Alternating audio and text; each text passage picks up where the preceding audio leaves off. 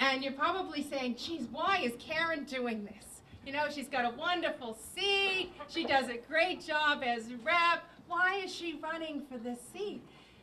And I'll tell you, it doesn't come as an easy decision, but I have to say it this way, that for 10 years I have had the honor of serving as Shrewsbury and Westboro, because Westboro is my adopted town as well, Shrewsbury's representative. And every day that I have driven into Boston on behalf of the people here, I stepped into that House chamber and stood there on your behalf. I have honored and cherished and loved every single minute of it. And I suppose if it was the right thing to do, I'd want to do it for another 20 years on your behalf. But I know that isn't the right thing to do, and it's certainly not right for me. I do believe that our founding fathers wanted to have people come in and have that experience and bring their experience to the legislature to serve in the best interest of the people. And every day that I served, in the 5 terms that I've served, I've brought a fresh energy and a great perspective and a lot of energy to work on your behalf. And that's why together, all of us have had a great success during the 10 years that I've been your state representative.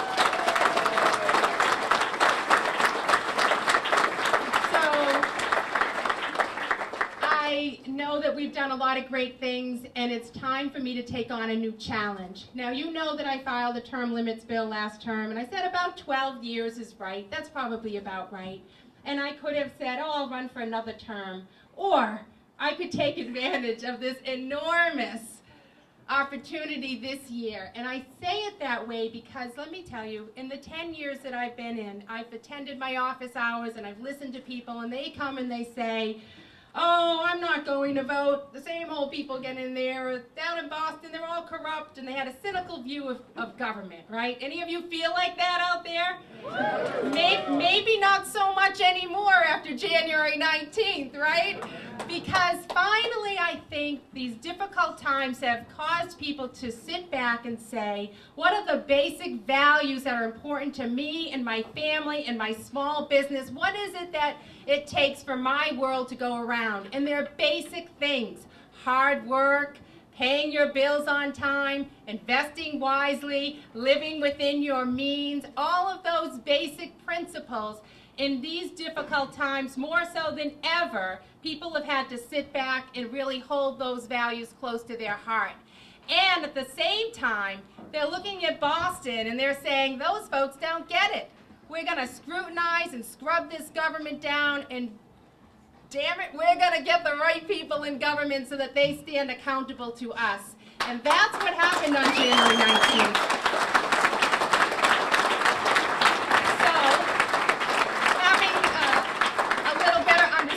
My thought process, I now feel it in my core that people are informed, they're actively engaged in the future of their government, and you are empowered to make more change. And I believe this change is going to roll right into November 2nd, and we are going to be victorious. And yes, I will be your next treasurer.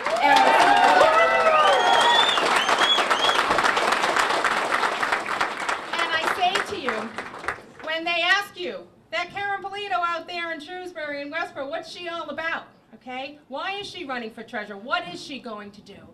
And you can say this: the most important quality for anyone serving as your treasurer is to be an independent thinker, okay? Someone that comes to this office that's not beholden to the special interest groups, that's not beholden to the political one-party leadership on Beacon Hill, and that can stand her own to stand up for the people and to protect your money. Let's face it, the state's money is not the state's, it's the hard-working people's money of the Commonwealth, and you will have my pledge and honor and my support to making sure that your tax dollars are wisely spent.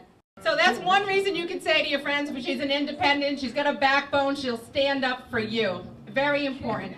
The issues of the lottery does encompass a lot of different areas. Over the years, it's become a catch-all for a lot of things. My pledge there is that the monies that it generates through the lottery go back to the payouts, but more importantly, go back to cities and towns. The town like Shrewsbury and Westboro, where all your local officials volunteer and work so hard to make sure that you get the services you need on a local level. The issue of expanded gaming is going to be front and center, and I would advocate that the proceeds from any expansions all go back to the cities and towns. I think that's very important. The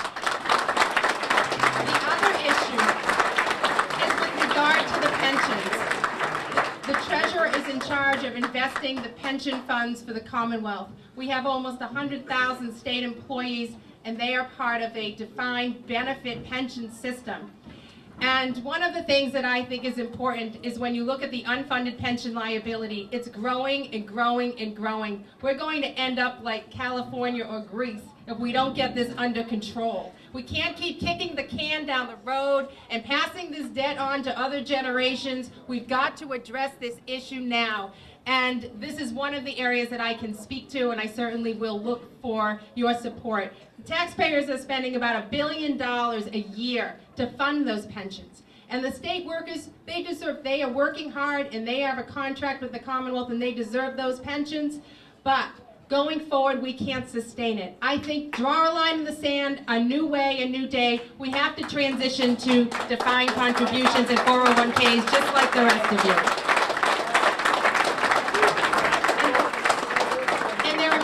I'd like to share with you. And over the course of the campaign, we have very exciting plans to roll out, but let me just leave you with one more thought. What's happened is the integrity and the trust in government has completely eroded. The people are looking to take back their government, right? This is what this is all about. Everyone is here, you're engaged, you're fired up. Yes, you love me, but you also want to see some changes, right? So, the other area that I think we need to really tackle to restore this trust and integrity is to look at state elected officials. I happen to be one of them, right? I feel that going forward, new state elected officials should not receive a public pension. There should be no pensions for politicians. And that is because our founding fathers said, when they wrote the Constitution, that people with all backgrounds and experiences should come within the legislative body, serve for a little while, do the public some good, and then go back to your private life and go back to return to the work that you are accustomed to doing.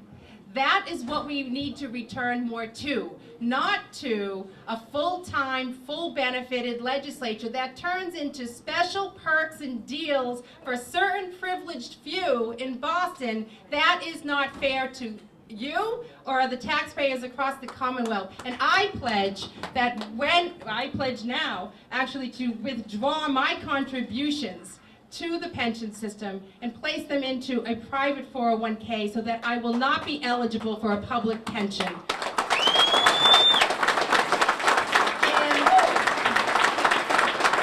I want to leave you with the thought that it is important to bring an independent spirit, an independent commitment to the Treasury. You do not want someone that when they get a call from Beacon Hill, they're going to follow that order. You want someone that's going to sit back and say, is this really a good idea for the people of the Commonwealth? That's really going to study and analyze and use good independent judgment to do what's right and best for you.